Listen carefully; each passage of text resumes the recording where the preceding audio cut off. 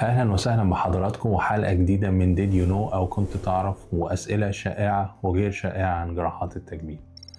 من الحاجات اللي زادت أوي الفترة اللي فاتت أو البوبيوليشن اللي زاد هو البوبيوليشن بتاع الماسيف ويت لوس، وده آخر 20 سنة جراحات السمنة والتحويل المسار والتكميم، وريسنتلي الانجكشنز أو الأدوية اللي هي بتاعت التخسيس زي الجي ال بي 1 اجونست، فخلق بوبيوليشن كبير عندهم كان سمنة وخسروا وزن كبير، سواء بقى في وقت قصير أو وقت طويل، وده أدى إلى ديفورميتي أو تشوه ما في أجسامهم نتيجة الترهلات اللي بتحصل بعد فقدان الوزن.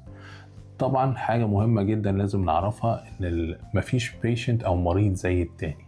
الترهل بيختلف من شخص لشخص، ومن حتى من نفس الجندر أو نفس السكس. يعني ممكن راجل الترهل بتاعه مختلف تماما عن راجل تاني، سيدة مختلفة عن سيدة، وبالتالي وطبعا بديهي جدا إن السيدات ترهلهم مختلف عن الرجالة. الترهل بيختلف على حسب عوامل كتيرة أوي. السكين كواليتي بتاعت البيشنت في الأول، هو عمل عملية ايه، كان وزنه قد ايه، وصل للوزن الجديد بتاعه في قد ايه وقت، خسر قد ايه وزن، عمل العملية هل يعني كسب وزن تاني او gained more weight بعد عملية التكميم ورجع خسرها تاني، والموضوع ده اتكرر كذا مرة. فالحاجات دي كلها بتأثر على الديفورميتيز اللي بتتكون في العيانين دول. ممكن بيشنت او راجل يجي يكون بيشتكي من منطقه معينه وراجل تاني بيشتكي من منطقه معينه. عشان كده مهم في الكونسلتيشن بتاعنا مع الماسيف ويت لوس ان انت تبقى عارف ايه البيشنت بريفرنس. ممكن بيشنت يبقى عنده ديفورميتي في كل جسمه، الدراعات فيها مشكله، الصدر فيها مشكله، البطن فيها مشكله، الظهر، الفخاد، بس هو مش متضايق من الكلام ده كله. مثلا اللي مضايقه هو صدره، فلازم تقعد وتفهم المريض فيه دماغه فيها ايه. ممكن سيدة يبقى عندها ترهل في صدرها، في دراعاتها، في مؤخرها، في كل حاجة، بس هي فارق معاها بطنها، عايزة تعمل بطنها في الأول. طبعا ده مهم جدا في البيشنتس، اللي هو البيشنت education اللي نقدر نعمله ونقدر نعمله ازاي.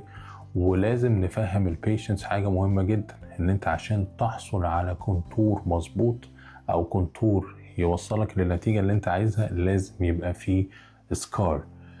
الجلد بتاع الماسيف ويت لوس بيشنتس مختلف عن اي جلد، هو جلد زي ما بنقول كده جلد مهري، لان نتيجة حصل لوس للدهون بكميات كبيرة، فالجلد فقد مرونته بدرجة كبيرة جدا. فالاجهزة والديفايسز حتى الجديدة اللي بتستخدمها في البادي كونتورينج ملهاش افكت خالص على الماسيف ويت لوس بيشنتس. عشان كده مهم جدا ان احنا نلجأ للحل الجراحي او استئصال الجلد ده او الترهل ده جراحيا، ويكون البيشنت فاهم الكلام ده، ان الاجهزه مش هتوصلك للنتيجه اللي عايزها زي السكارز او الشد. ولازم تبقى فاهم في كلمه دايما انا بقولها للبيشنتس بتوعي، السكارز فور كونتور. لو انت عايز كونتور حلو وشكل حلو، تقبل ان احنا نحط سكار. طبعا احنا بنحاول على قد ما نقدر ان احنا نحط السكارز في اماكن مستخبيه، في اللاينز بتاعت البادي لاينز اللي هي بيحصل فيها هيلينج عشان يبقى شكل الندبات احسن.